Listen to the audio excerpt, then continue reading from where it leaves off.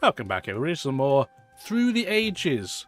Really long title name with me, Daniel, from Dan Has Fun. Last episode we went through the real basics of how this game works, so we should get through a little bit more quickly. If you didn't see last episode and you're like, what the heck is this? I do definitely suggest looking at the previous one, and then coming back. And if you end up liking both videos, let me know. I appreciate that. This episode, we're going to keep going. We're in the Industrial Age. Moses has departed. We have some major unhappiness at this point we have to contend with. We also have another aggression card we could potentially use. So it costs us 2 military actions to make them lose a population and we gain some resources. Yellow could afford to take them without any potential issues at all. It's very unlikely that this would give us anything worth using, so I'm not going to do it. I'm just going to use a colony card and get 1 culture from doing so. Well, I think we'll just throw the developed territory out there. And we are not one of the weakest, so we didn't have to get impacted negatively by that event. Okay, so plans for this turn. Taj Mahal's great if you change leader the same turn, but we're clearly not going to do that. We have to deal with our happiness issue. And usually the easiest way of dealing with that is just building a temple. But we might want to take bread and circuses. This is the arena card I was talking about last episode that I never saw one show up for. Gives you combat strength and lots of happiness. So usually having 1 negates your happiness issues for most of the game. But first thing we're going to do is get a population up, so at least we don't have a revolt at the end of this turn if we don't have the option of dealing with that. We'll probably want bread and circuses regardless, but I don't really want to pay 2 civic actions for it, and there's 2 of them, so we probably won't have to. So our next option on the table is, do we want to upgrade our science production through getting alchemy?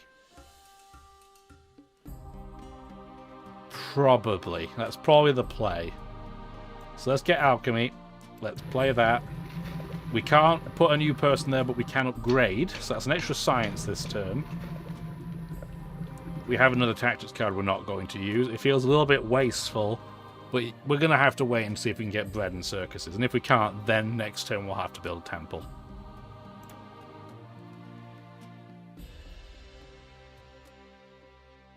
It's going to make us do it anyway. Okay, fine. We'll build a temple regardless. I thought if it was just in your list that you couldn't do it, but yeah, we'll build 1 temple. We're still going to have issues then. Okay.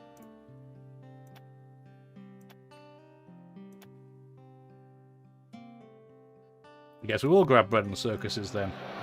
The only problem with that then is we're going to have to do... Ooh, this is kind of tricky. Kind of a tricky situation to be in. Because if I do this, we still can't get that revolt from not happening. I don't want to disband anything though, because that's inefficient, right? So...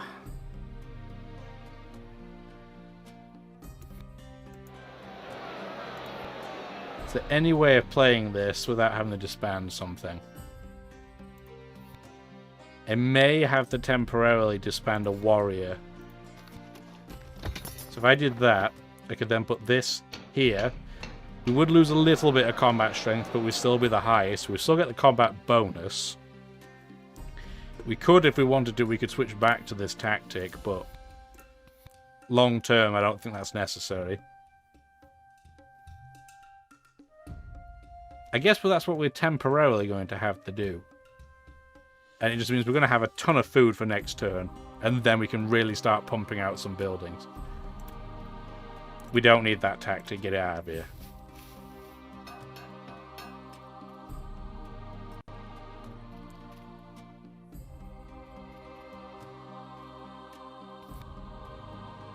Oh no, we lost 3 science due to Dark Ages, but Red lost 8, so it could be an awful lot worse. And yeah, you can see that lots of other AI factions are having to start demolishing things too, because they're having the same problem we do.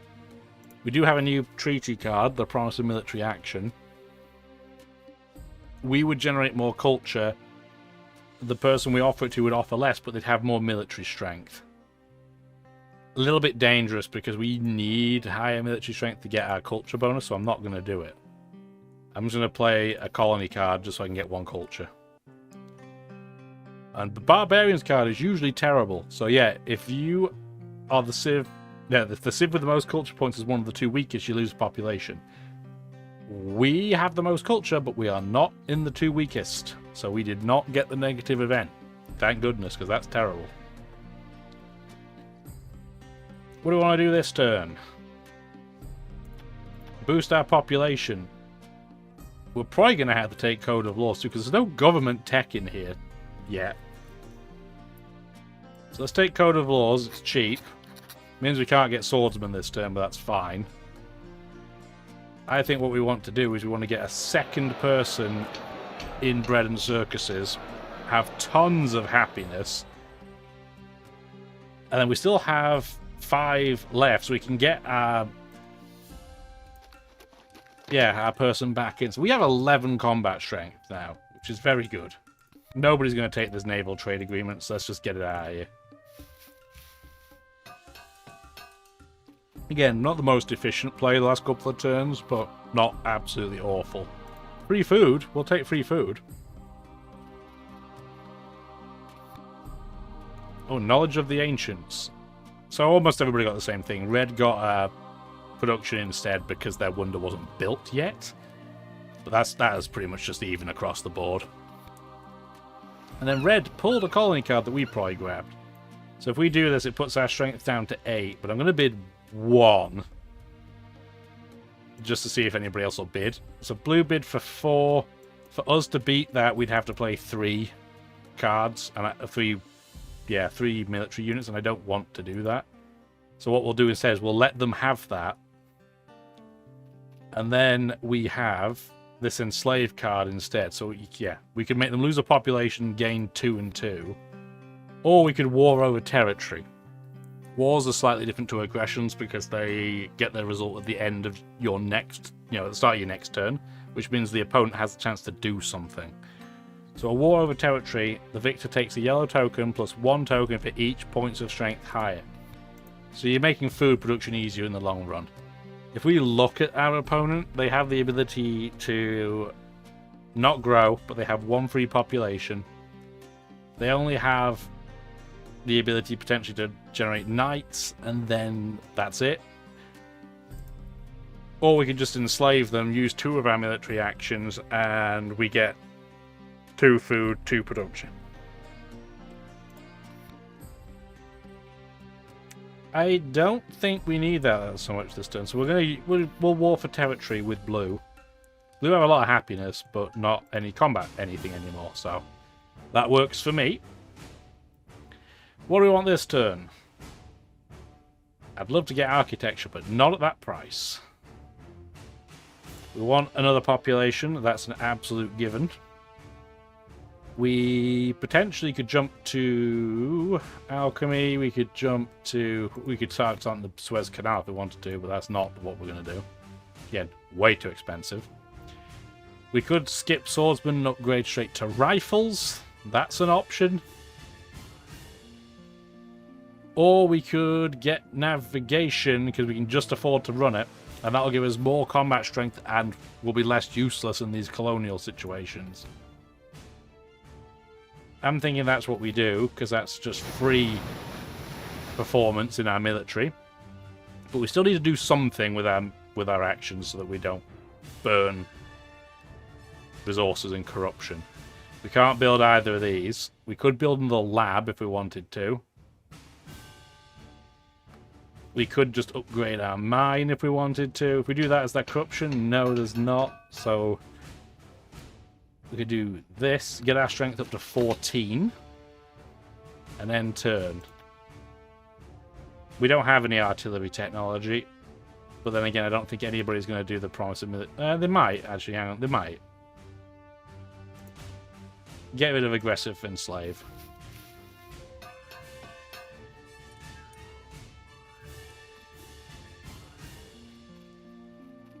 Kremlin's interesting because it causes unhappiness.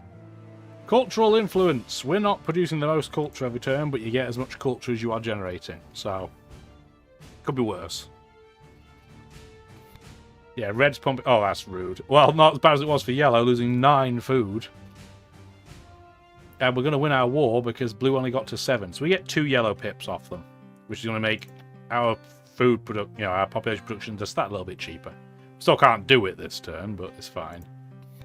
Now we can offer them, if we want to, let's offer them military protection. Oh, crud, I hit the wrong way around. That's what happened. I flipped the way around by accident. So we get lots of... Well, that could be worse, because now we can just attack everything. Interesting. I didn't mean to do that. That was an oopsie doodle. If only you could undo that, but you can't. So there are limits to what you can undo, as you can see. Whoopsie. Oh, that was dumb. Anyway, changes the plan of action just a little bit. We're producing less culture, but we now have an absolutely astronomical amount of extra strength. So what do we want to do now? Do we want the Kremlin? Because we do produce a lot of happiness. Kremlin gives you less happiness, but it gives you a lot significant culture, but it gives you more actions. I don't really like going for a wonder at this point until you can get, say, like architecture? Yes, that's what I meant to say. Architecture. I think I'd just glued architecture and agriculture together. That's 100% not what I meant to say. Could also go for the Suez Canal, which just lets you get your colony in your hand produced for free. Which, I mean, the inhabited territory is fine, but I don't think it's amazing.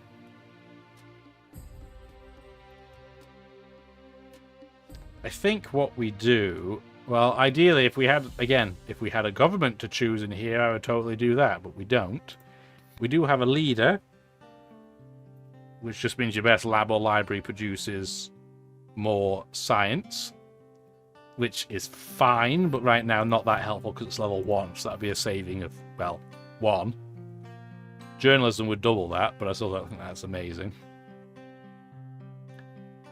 I think what we do is we generate as much... We only have 3 science a turn. I was going to say coal would be a great pick if we could upgrade it, but we can't.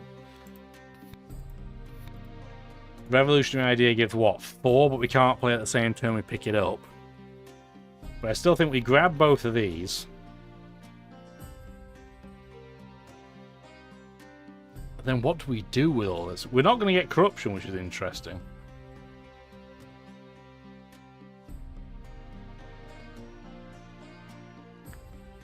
I'm almost tempted to grab architecture and just say this turn's a bust.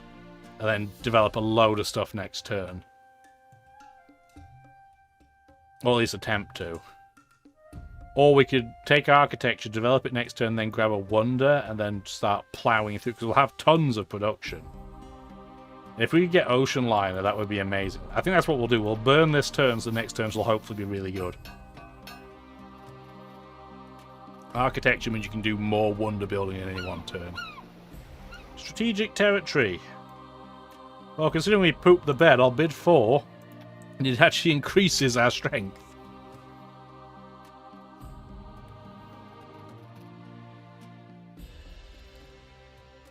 And it gave us a load of cards too we can use. Oh, that's a shame. So Ravages of Time means that our happiness benefit from it is now gone, but we get extra culture out of it, so it's not all terrible. So we have an absolute glut of cards that we can use. You have no ability to develop anything. Who's in the lead? Red's in the lead with 50... Well, relatively speaking, they're our biggest person to contend with right now. They can't generate any food next turn, so... If we raided them... I highly doubt we would be able to raid them successfully.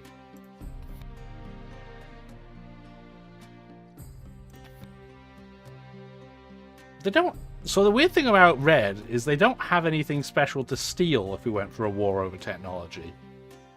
So that's not that tempting. So I'm wondering if we might just go for aggression raid anyway and see if we can get him. Oh, we did! That's amazing. Okay. So he has more science than you can shake a stick at. So taking that down is not that helpful. So we'll take We'll take both of his culture generators out. I think that's more helpful. Okay, so how's this turn going to go? Architecture is absolutely mandatory if we're going to take a wonder. The wonder of choice is the Eiffel Tower. I think that's not bad. We'll take that. We can then develop it in one civic action. So that's beautiful. So we now have 4 extra culture generated the turn and the happiness back that we lost from having Stonehenge turn into ancient ruins. Albeit it kind of still looks like the exact same Stonehenge, so at me. We're then going to use... we can use Revolutionary Idea this turn, so we could then get 7 for coal next turn. Is that worth doing, or is it worth taking journalism? No, probably not. Do we want Isaac Newton? Probably not. I would rather have William Shakespeare so I can get theatres for cheaper, I think. I think that's the way to go. If he'll still be there. So I think we do play Revolutionary Idea, even though it's not helpful this turn. Just so we have it ready to roll. Do we want to play a military card? Just out of interest, if I played that, would it be any more combat strength? No, it wouldn't. Because they're going to be tier A. Okay, that makes sense. Get rid of that. Get rid of that. I don't need the historic territory.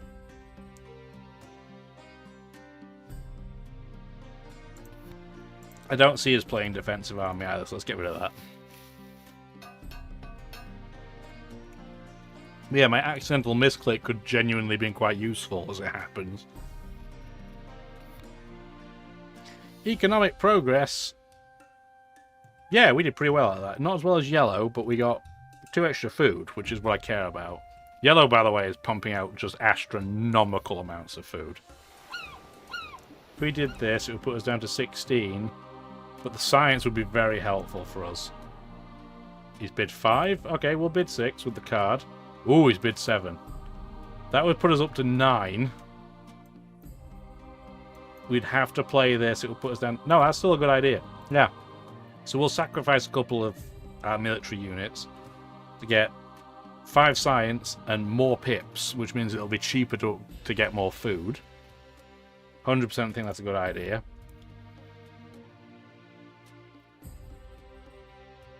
Do I want to do that? Probably not. I'm okay with losing 1 culture a turn right now to have all this extra. Yellow is in no place to defend, but they would be able to pump out, what, at least 3 extra population? So they certainly... they could, probably. Weird to think we might attack Napoleon for military reasons, but I don't see how he can really do much. He can upgrade his units to swords, but that's about it. Yeah, no, that's me, dum-dum. He can't even do that. He has rifles, no ability to do anything else. Cool, let's do a war over technology then. He has things I might want to take too. But because we've done that, we've broken our pact, so I do have to upgrade things. Which is fine, we have the capacity of doing that.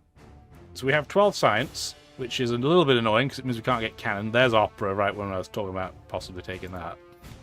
Can we build transcontinental railway if we take it? Yes, we can. So that is definitely the way to go. Build that. That puts us up to 16 strength again. And that means next turn we can get a ton more food. Well, hopefully we don't lose out, but I don't think we will. Doesn't mean that's all we can do this turn. But it doesn't mean we're pumping out 8 production a turn. And our next turn could be really special because we are going to have a ton of science.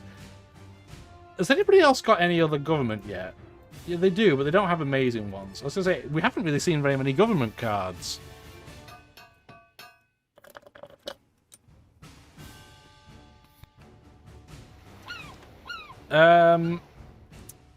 I want this, but I don't want to lose all that. So everybody's going to pass, and that territory is going to be picked up by nobody.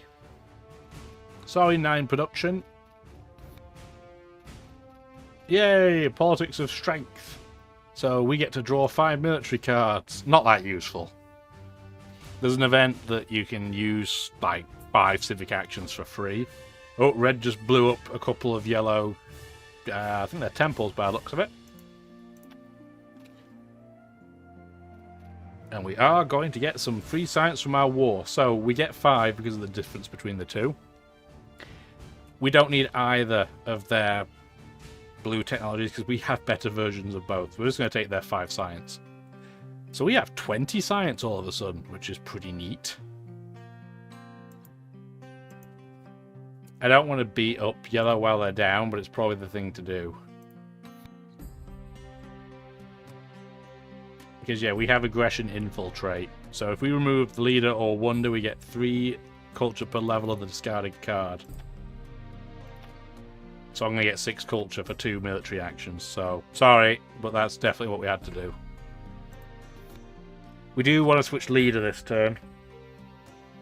So if we pick up James Watt, it makes our farms and mines cheaper. Well, that's not bad because we do want coal. Maria Theresa, I think, is pretty bad, honestly. But the thing is, I'd really... If I could have got theatre tech, Bach is really useful. And even if you don't, he makes it cheaper. But I'm not paying 3 civil actions for it, so we'll pick James Watt. Replace Genghis, which means we can now get coal for 5. Still no government tax across the top, which is just awful. We might want to pick up Opera while it's available as well. I'm going to. So now we have 2 actions left. What do we want to do? We have... We're at least going to want to do that once, because we're going to have horrible corruption issues. And I think what we want to do, at least this turn, is we're going to just get a coal mine outright. We're not going to upgrade, we're going to get it outright so we don't get corruption. So that puts us up to 12 production a turn. So that would mean next turn we'd have the ability to at least get 2 more population. We want to get a government tech. This is why I wanted so much science. We want to get a government tech, please. Get rid of those. Because I can't believe we're still on despotism. It's terrible.